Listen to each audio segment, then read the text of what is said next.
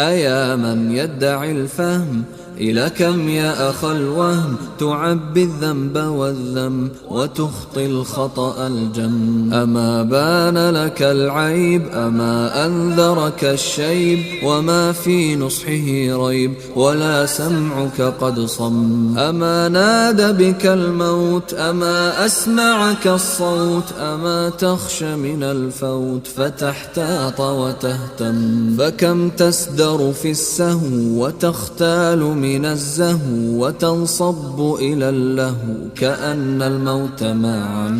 وحتى متى جافيك وإبطاء تلافيك طباعا جمعت فيك عيوبا شملها انضم. إذا أسخطت مولاي